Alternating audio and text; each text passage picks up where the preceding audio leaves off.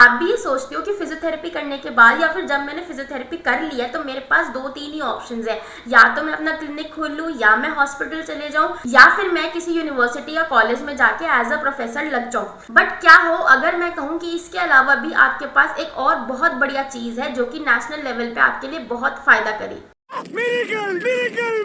Miracle और वो है आपका यूजीसी नेट जेआरएफ एग्जामिनेशन।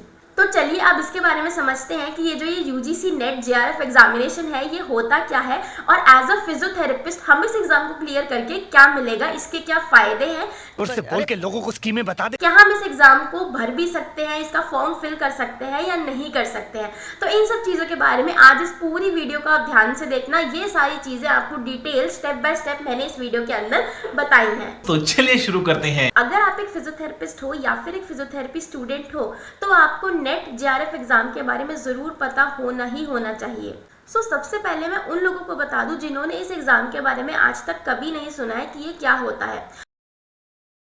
ये जो नेट और जेआरएफ का एग्जामिनेशन होता है ये कंडक्ट करवाता है NTA, that is national testing agency.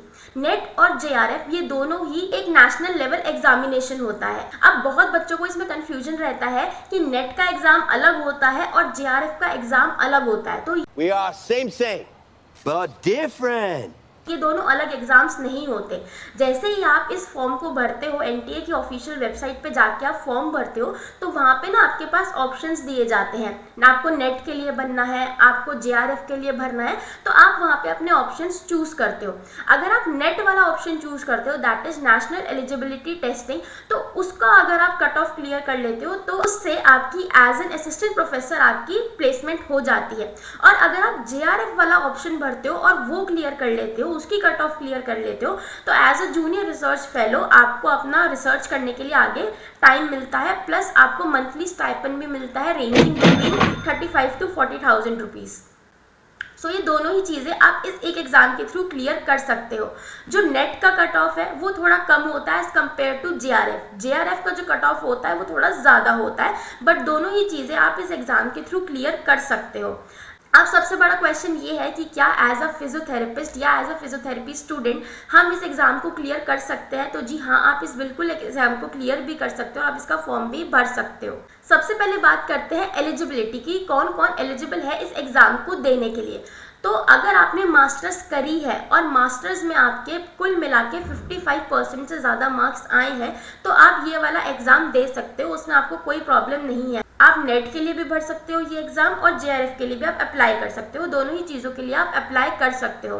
But अगर आप अभी बैचलर्स ऑफ फिजियोथेरेपी में हो, आपने अपना जो मास्टर्स है वो अभी नहीं किया है और अगर आप लास्ट सेमेस्टर में हो तो भी आप ये एग्ज़ाम भर सकते हो। ये एक बहुत नई चीज़ है जो यहाँ पे ऐड ऑन की गई है। पहले ये सिर्फ मास्टर्स वाले बच्चों के लिए हुआ करता था, क्योंकि हमारा जो बैचलर्स का कोर्स रहता है दैट इज बीपीटी वो 4 साल का होता है, दैट मीन्स 8 सेमेस्टर का हो गया। तो अपने लास्ट सेमेस्टर में आप इसकी तैयारी शुरू कर सकते हो और आप ये फॉर्म भर सकते हो। इसमें आपको मिनिमम चाहिए 75% मार्क्स, राइट। तो ये तो मैंने आपको बता दिया कि आप एलिजिबल हो या नहीं हो।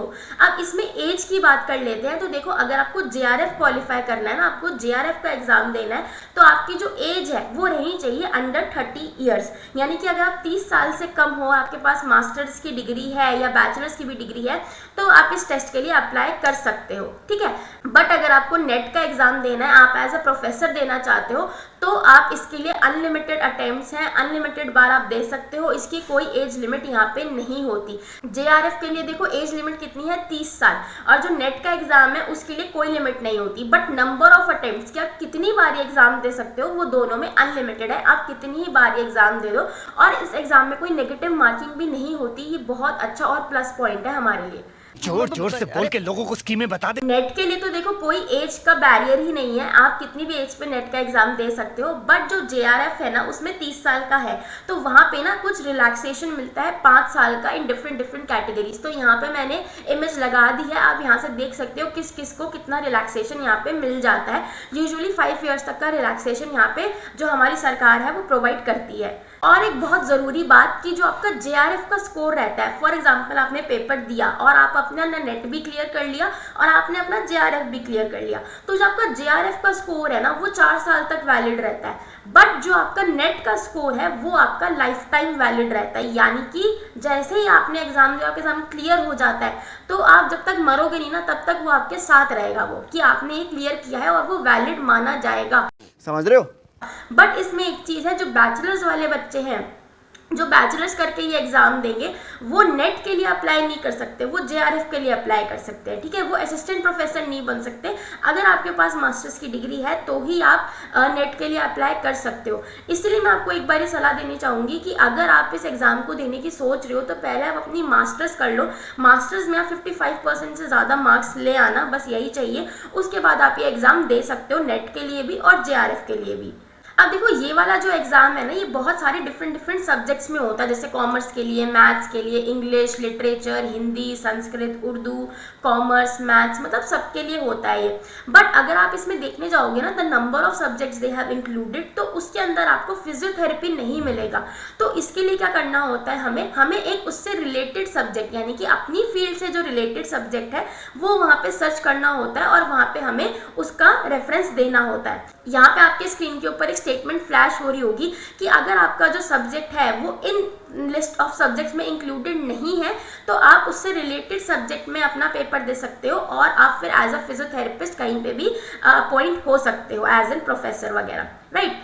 फॉर एग्जाम्पल जैसे यहाँ पे योगा लिस्टेड है, यहाँ पे फिजिकल एजुकेशन लिस्टेड है, यहाँ पे लाइफ साइंसेज लिस्टेड है, तो हम एज अ फिजियोथेरेपिस्ट इन तीनों में से किसी को भी वहाँ पे भर सकते हैं। पर इसमें बच्चों देखो एक बात ध्यान रखने वाली है कि हम इन 3 सब्जेक्ट्स के अलावा, that is yoga, physical education और लाइफ साइंस, इन तीनों के अलावा हम किसी के लिए भी अप्लाई नहीं कर सकते। क्यों? क्योंकि जो बाकी सब्जेक्ट्स है उनका हमारा जो मास्टर्स किया है हमने उससे कोई लेना देना नहीं है। फॉर एग्जाम्पल अगर मैं सोचूं कि मैं CS के लिए या कॉमर्स के लिए या हिंदी, इंग्लिश, इन सब सब्जेक्ट्स के लिए ये टेस्ट अप्लाई करूं तो वो नहीं माना जाएगा। क्यों? क्योंकि जो मेरी मास्टर्स है वो है फिजियोथेरेपी में, मैंने MPT करी है, राइट। तो उसके लिए उस सब्जेक्ट से कोई लेना देना नहीं है इन दोनों सब्जेक्ट्स का आपस में, है ना, बेसिकली। तो इसीलिए हमें वही सब्जेक्ट चूज करने जो हमारी मास्टर्स वाले सब्जेक्ट से रिलेटेड हो। ठीक है, समझ गया।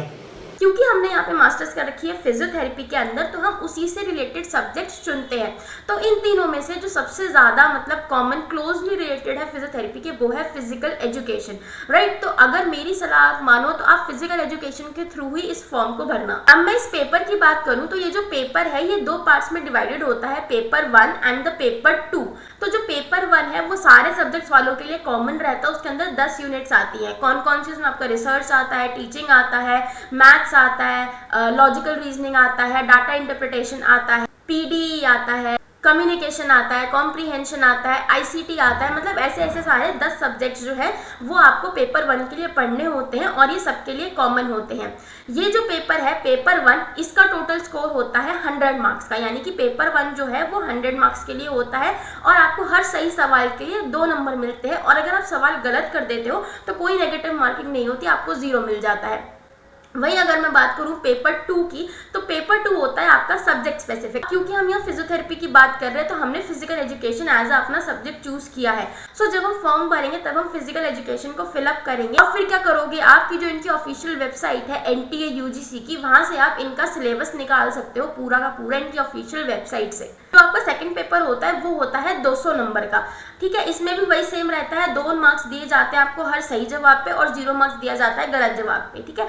सो टोटल मिला के पेपर 1 और पेपर 2 का कंबाइंड स्कोर बन जाता है 300 मार्क्स। अब आपने जिस सब्जेक्ट में फॉर्म भरा है उसकी कट ऑफ आपको देखनी है कि पिछले साल नेट के लिए कितनी गई थी, JRF के लिए कितनी गई थी, उस हिसाब से आपका जो ये एग्जाम है वो क्लियर हो जाता है। उसके बाद आप डिफरेंट यूनिवर्सिटीज़ में जाके अप्लाई कर सकते हो।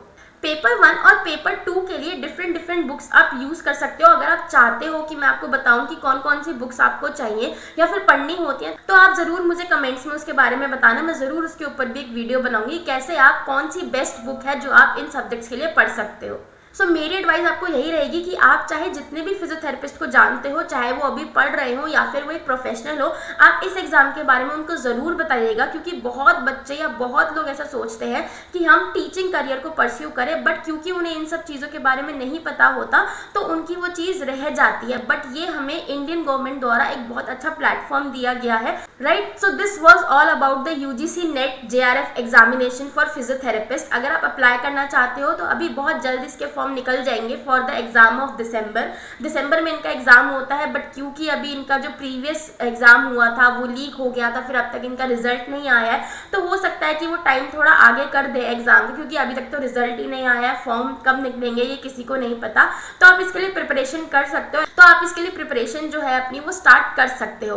अगर आपको ये वीडियो हेल्पफुल लगा हो तो please like, share and subscribe to my channel. और ये वीडियो आप अपने जितने भी फिजियोथेरेपी प्रोफेशनल्स हैं जिनको आप जानते हो उनके साथ शेयर करो। एटलीस्ट उन्हें नॉलेज होनी चाहिए कि हमारे प्रोफेशन में हम क्या क्या चीज़ें और कर सकते हैं। और अगर आपको ये वीडियो इन्फॉर्मेटिव लगा हो तो please like, share and subscribe to my channel. Thank you.